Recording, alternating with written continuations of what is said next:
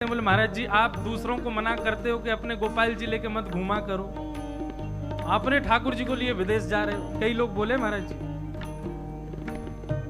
देखो भैया आप दो स्थिति में ठाकुर जी को ले जा सकते हो। पहली बात, या तो स्थिति आपकी मीराबाई जैसी, स्थिति आपकी कृष्णदास जैसी, स्थिति आपकी सूरदास जी जैसी हो जाए तो आप ले जा सकते हो। मतलब ऐसी स्थिति है कि प्राण निकल जाएंगे ठाकुर जी के बिना तो आप ले जा सकते हो। जैसे चतुर्भुजदास जी, गोवर्धनवासी सांवरे तुम बिन रहो ना जाए। और कहां तक कहें श्री कुम्भन दास जी, उनका पद तो ऐसा है कि ऊपर गिरिराज जी पर 56 भोग लगा करके ठाकुर जी को भोग पधरा करके नीचे उतर करके आए हैं। इतने में इतना विरह हो गया, कह रहे कितने दिन हुए जुगे बिन देखे। मतलब मंदिर से निकल के बाहर आए, इतने में स्थिति कुम्भन दास जी की ऐसे हो गई, कितने दिन हो गए मुझको ठाकुर जी को देखे बगैर। हमारी स्थिति है ऐसी नहीं है। अगर स्थिति ऐसी हो कि प्राण बस गए ठाकुर जी में, आप ये अगर विलग हुए तो प्राण निकल जाएंगे तो आप ले जा सकते हो, पहली बात। दूसरी बात, अपनी व्यवस्था कम लेके चलो, ठाकुर जी की ज्यादा लेके चलो तो ले जा सको। व्यवस्था पूरी लेके चलो। हम विदेश गए महाराज जी, हमारे कपड़ा तो एक बैग में, और जे भीतर विराज रहे कहाँ हैं 3-3 भर के सामान। वहां में सिंहासन भी है, वहां में इत्र भी है, पोशाक भी है, बर्तन भी है, सब कछु। इतनी व्यवस्था लेकर के चल सको तो ठाकुर जी को ले जा सकते। हम अपने ठाकुर जी की बहुत सारी व्यवस्था लेके चले सब जगह। यहाँ हमारे लाल जी घूमे हमें। और महाराज जी एक और बात, हमने एक बार ठाकुर जी से कही, ठाकुर जी विदेश जावे में श्रम है जाए आपको, आप यहीं विराजो, बालक सेवा करेंगे, मैं होके आऊं। जो बुला रहे मुकू उनके घर में ही कोई पधारवे की स्थिति में आ गए हो। मानो लाल जी कह रहे दारी के मुंह लेके चल, नहीं तो सामने वाले का मुझे फोन आया, महाराज जी मैं जी हमारी दादी जो है वो वेंटिलेटर पे है, आप अपना स्थगित करो कार्यक्रम, ठाकुर जी से प्रार्थना करो सब मंगल हो। 3 जगह जाना था, दूसरी जगह से फोन आ गया, उसके तुरंत बाद ही बोले हमारा व्यापार में महाराज जी लॉस हो गया है, इस साल आप मत आओ, अगली बार आ जाना। तीसरा स्थान जहां जाना था, उनके यहाँ भारत में कोई दिक्कत आ गई तो सारा परिवार भारत आ रहा था। अंत में ये हुआ कि अब नहीं जाना। तभी मेरे मन में आई कहीं ऐसा तो नहीं ठाकुर जी से मना कर दे कि आप मत चलो, या हमारी ये लीला है रही हो। तो रात्रि शयन के समय लाल जी से कही, लाल जी आपको ले चलूंगा मैं, अगर आप चलवे को राजी हो तो सुबह तक खबर दिलवा दियो, नहीं तो मैं अपनी टिकट विकेट सब कैंसिल करूं। सुबह उठ के स्नान ध्यान करके बैठे महाराज जी, वहां रात्रि हुई। 12 घंटा में वाकी माता जी वेंटिलेटर तो उतरी आई। एक को जो काम बिगड़ गो क्या वो सब सही है क्यों, जाको भारत आके गए वहां को भी सब सुधर गए हो। मैंने की लाल जी जय हो आपकी, चलो हमारे साथ। डोल के आए चक तो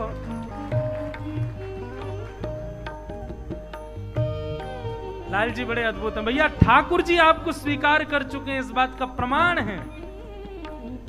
भक्तन में मति, भक्तन में गति, भक्तन में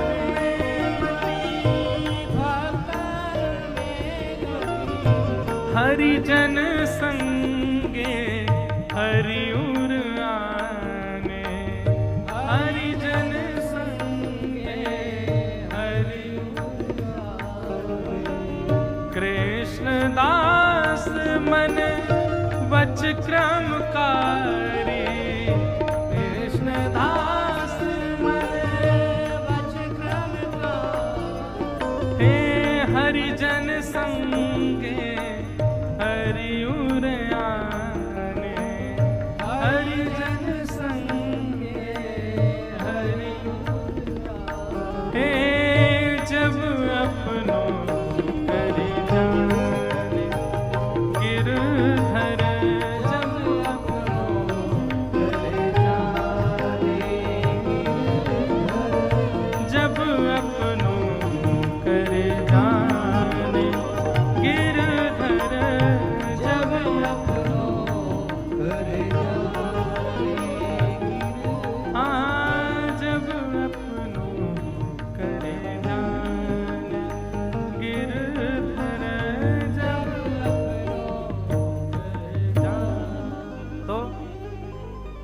प्रियादास जी महाराज की भावना कैसी? बोले आप चाहे गरल पिवा दो, चाहे हाथी इंत कुचलवा दो, चाहे बिच्छूत डसवा दो, सरपंत खप्पाए दो, इन सब से मुझको पीड़ा नहीं है, पर नाथ एक कृपा करना, जीवन में कभी भी हरि विमुख का मुख मत दिखाना। तजोरे मन हरि विमुखन को, जाके संग कुमति उपजत है, पड़त भजन में तजोरे मन हरि विमुखन को संग। भक्तमाल जी शुरू है रही है, आज तो भूमिका है, कल से रसिक त्रिवेणी बहेंगी। आज ही रात्रि में उन सब का त्याग कर दो जिन जिन जो हरि विमुख हैं। एक काम करो, कैसे पता चले महाराज जी हरि विमुख कौन? हरि विमुख नहीं, हरि भक्त विमुख। कैसे पता चले? आज ही निमंत्रण भेजो, भैया कल से भक्तमाल जी सुनने आओ। जो और ये और कह दियो, बोले हाँ सुनो, हाँ या ना रात में ही बता दो। अगर वो कह दे ना, तेरो मेरो ना तो खत्म, आम पाम 100 साल की कुट्टी, खत्म संबंध। जो हरि भक्तन को नहीं है वो हमारे प्रियादास जी की वाणी मानो, मेरी मत मानियो। हे नाथ, हे गोविंद देव जी, ऐसी कृपा करो, जो हरि विमुख है को मुखी मत दिखे। और जो यहां आवे को तैयार है जाए कि हाँ चलो हम आएंगे, भले ही एक दिन कोई आवे, वाह को अपनो घनिष्ठ मित्र में, तू मेरो सखा थे, हृदय को सखा बेटा, तू आयो कथा में, हरि की कथा सुनवे, हरि भक्तन की कथा सुनवे आयो। तो ऐसे महाराज प्रियादास जी ने फिर वर्णन किया। 3 प्रकार से भक्तमाल जी की महिमा सुनाई जाती है। अलवर के एक सेठ जी हुए, जल्दी जल्दी हम सुनाएं। अलवर के एक सेठ जी हुए, उनको महाराज भक्तमाल जी का यश जब पता चलो, सब लोग बहुत ध्यान से सुनो, पहुंच गए और जाकर के महाराज उन्होंने प्रियादास जी से कही कि हमको भक्तमाल जी दे दो। बोले एक ही प्रति कैसे प्रदान करें? लेखक संग लेकर गए, प्रियादास जी के पास गए, कोई और आचार्य चरण के पास गए, बोले ये सब अभी लिख लेंगे। भक्तमाल जी को एज इट इज लिख दिया। उस साथ में एक वैष्णव लेके आए थे सेठ जी।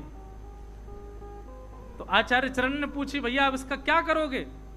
बोले जब तब तो हमने कुछ किया नहीं, भक्ति तो जीवन में करी नहीं, जीवन भर ऐसे ही पड़े रहे, आनंद किया। अब बस ये करेंगे, हमने कहीं सुना रसिक जनों से कि अंतिम समय में यदि भक्तों का स्मरण हो जाए, भक्तमाल जी का स्मरण हो जाए तो भगवत धाम की प्राप्ति होती है। भक्तमाल जी को हम लिपिबद्ध करके ले जा रहे हैं और जब अंतिम समय आएगा तो छाती पर धर के बैठे रहेंगे, इन्हीं की कृपा से भगवत धाम मिलेगा। तो उन सेठ जी ने ऐसा ही किया। देखो कितनी बड़ी महिमा। भक्तमाल जी पढ़वे की महिमा तो बहुत ऊंची है, पर भक्तमाल जी यदि घर में विराज रही हैं तो उसकी महिमा क्या है कि अंतिम समय आने से पूर्व आपको संकेत हो जाएगा।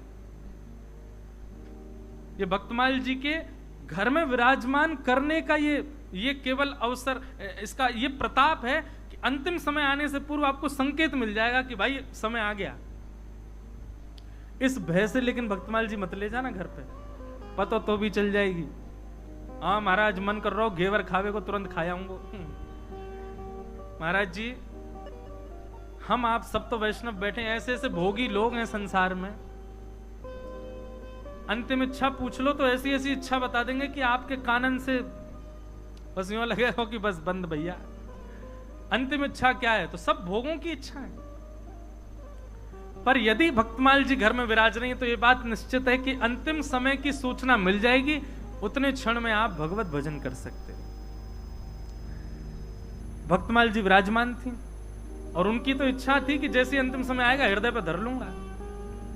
जन्म जन्म मुनि जतन कराही, अंत राम कही आवत नाही। अंत में राम नाम आता ही नहीं, बहुत बड़ी बात है। सेठ जी को यम के दूत लेने के लिए आए, भजन साधन तो किया नहीं था, तो यम के दूत ही आए। जैसे ही यमदूत उनको ले जाने लगे, तुरंत उन्होंने अपने पुत्रों से कहा, सुनो वो भक्तमाल जी रखी, जल्दी लाओ मेरी छाती पे धरो। जैसे ही भक्तमाल जी को हृदय पर स्थापित किया, यमदूत तो अंतर ध्यान हो गए। आहा, सुंदर सुंदर भक्त प्रकट हो गए। उनको तो वर्णन भी है कि कुछ कुछ भक्तों के दर्शन हुए, परंतु श्री प्रहलाद जी महाराज, श्री ध्रुव जी महाराज, आहा, सूरदास जी, कबीरदास जी, भक्तिमती मीराबाई, ऐसे ऐसे सुंदर सुंदर भक्त सब सामने प्रकट हो गए और प्रकट होकर के मानो मार्ग दिखा रहे हैं कि चलो इस मार्ग से श्री हनुमान प्रसाद पोद्दार जी का ये भाव है ना, चलवा पिया के देश सजनी, चलवा पिया के देश सजनी, चलवा पिया के सजनी, चलवा पिया के। मानो सब भक्त प्रकट हो गए और प्रकट है करके उन सेठ जी को कह रहे हैं चलो, कहां चलें? बोले पिया के देश, हमारे राधा रमन जी के पास चलो, श्री राधा गोविंद देव जी के पास चलो। ये भक्तमाल जी की महिमा है। इसीलिए हमारे वृंदावन में अब नियम शुरू हो गया, लोग गले में भक्तमाल जी, छोटी भक्तमाल जी पहन के ही रखते हैं। पता नहीं कब प्राण निकल जाए तो भक्तमाल जी छाती पे ही धरी रहे, ताकि अंतिम समय में भक्तजन प्रकट हो जाए, हाथ पकड़ के ले जाएं। इसीलिए भक्तमाल जी पहन के रखते हैं लोग गले में। भक्तमाल जी पहनो, पर बड़ी निष्ठा, और फिर एक एक चीज का ध्यान रखना, भक्तमाल जी के अनुरूप स्थानों पर ही जाना है। फिर उनसे जहां भक्तमाल जी नहीं रहनी चाहिए ऐसे स्थान और ऐसे भावनाओं को प्रकट मत होने देना चित्त में। ठीक है कि भक्तमाल जी यदि घर में भी विराजमान है तो भगवत कृपा से, भक्तों की कृपा से अंतिम समय में आप भगवत धाम प्राप्त कर सकते हैं। दूसरी महिमा, भक्तमाल जी के श्रोता कौन है? गोवर्धन दास नाम के एक व्यास जी हुए, जो श्री प्रियादास जी के गुरु भाई थे। गोविंद देव जी आए जयपुर में, और श्री गोविंद देव जी मंदिर में भक्तमाल जी सुना रहे थे। भक्तों ने, आप जैसे भक्त बैठे हैं ऐसे भक्तों ने बड़े भाव से सुनी कथा सुना करके वे मुकाम कर गए, अपना प्रस्थान करे। कुछ दिन बाद दर्शन करने फिर आए तो आप जैसे भक्तों ने फिर घेर लिया। अरे व्यास जी आप आ गए, आप बहुत बढ़िया कथा सुना करके गए, आपने बड़े अनुग्रह, बहुत सुंदर कथा सुनाई, फिर से सुना दो, गोविंद देव जी के प्रांगण में फिर से कथा सुनाओ। व्यास जी बोले एक शर्त पे। बोले क्या? पिछली बार जब हम आए थे हमने कौन सा चरित्र सुनाया, ये जो बता देगा तभी हम कथा सुनाएंगे। बताओ, पिछली बार हम आए थे तो हमने कौन सा चरित्र सुनाया? सबके मोह उतर गए आपकी तरह। हम विनोद में बोल रहे हैं। अब तो सब एक दूसरे से पूछें कौन सा सुनाया था, कोई कुछ कहे, कोई कुछ कहे, कोई कुछ कहे। इतने में ही गोविंद देव जी भीतर से ही बोले रैदास जी का चरित्र सुनाया था आपने, वहीं से शुरू करो। आहा, श्री गोविंद देव जी बोले रैदास जी का चरित्र सुनाया था। जैसे ही व्यास जी ने देखा कि श्री गोविंद स्वयं सुन रहे हैं, गोविंद स्वयं कह रहे हैं कि रैदास जी का चरित्र सुनाया था, अब तो व्यास जी बोले भैया तुम सब आओ मत आओ, हमको कोई टेंशन, हम तो इनको सुना के जाएंगे, असली श्रोता तो यही है, तुम श्रोता भक्तमाल के। इसीलिए हमारी किसी कथा में श्री गिरधर लाल जी नहीं विराजते, लेकिन इस कथा में पूरे 7 दिन गिरधर लाल जी विराजेंगे। लेकिन देखो महाराज जी, ठाकुर जी ने भी कैसा अनुग्रह, या पंक्ति में बैठने वाले इनको भक्तमाल जी के दर्शन हो रहे हैं, और या पंक्ति में बैठने वाले इनको ठाकुर जी के दर्शन हो रहे हैं। और तुम सबन को हमारे और श्रोतान के दर्शन, तुम भी भाई श्रेष्ठ ही हो, ठाकुर जी के बगल में आसन पर बैठे हो, कोई कम है?